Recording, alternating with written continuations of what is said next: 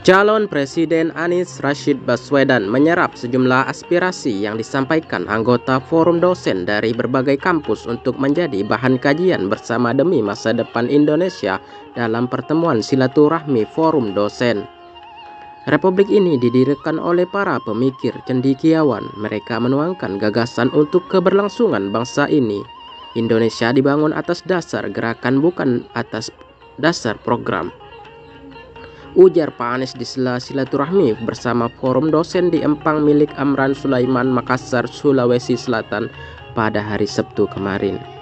Mantan Gubernur DKI Jakarta ini mengumumkan upayanya selama menjabat selalu mengutamakan semangat gerakan yang kini dikenal kolaborasi.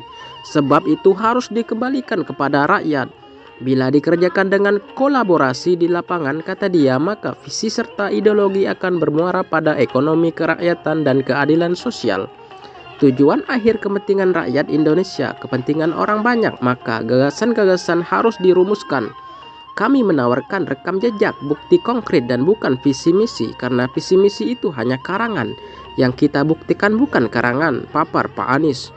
Mantan Menteri Pendidikan ini juga mengusulkan kepada forum dosen yang telah menyampaikan gagasan dan saran kepadanya untuk memikirkan tema besar yang dibawa. Pak Anies menitip 4 hal yang selama ini dilakukan secara deduktif, tapi sekarang lebih kepada edukatif untuk dijawab. Pertama, kebijakan apa yang diteruskan. Kedua, kebijakan apa perlu dikoreksi. Ketiga, kebijakan apa perlu dihentikan. Dan keempat, kebijakan baru apa yang harus dibuat. Papar Pak Anies menekankan. Ketua Forum Dosen Sulsel Adi Surya Culla pada kesempatan itu menyampaikan sejumlah gagasan disampaikan beberapa dosen seperti kemudahan kepemilikan rumah bagi pekerja, pemberdayaan potensi sumber daya alam, penanganan hukum berkeadilan, mutu pendidikan, dan beberapa hal lainnya. Kami berharap masukan dan gagasan yang disampaikan para dosen menjadi bahan kajian Pak Anies sekiranya menjadi presiden nanti. Harap dia. Amin. Ketua Umum Ikatan Alumni Unhas Andi Amran Sulaiman saat menjamu rombongan mengatakan di sekitar lokasi Empang miliknya seluas 40.000 hektar akan dibangun masjid dengan kapasitas 20.000 jamaah.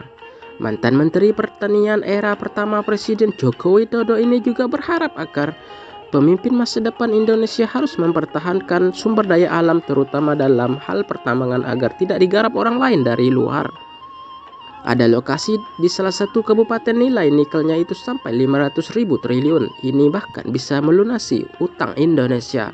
Kedepannya Indonesia Timur akan menjadi epicentrum sebab ada 52% kandungan nikel di Sulawesi dan Maluku untuk dunia digunakan mobil dan sepeda listrik serta lainnya. Kita bisa mengendalikan ekonomi dunia dan Indonesia bisa menjadi negara superpower.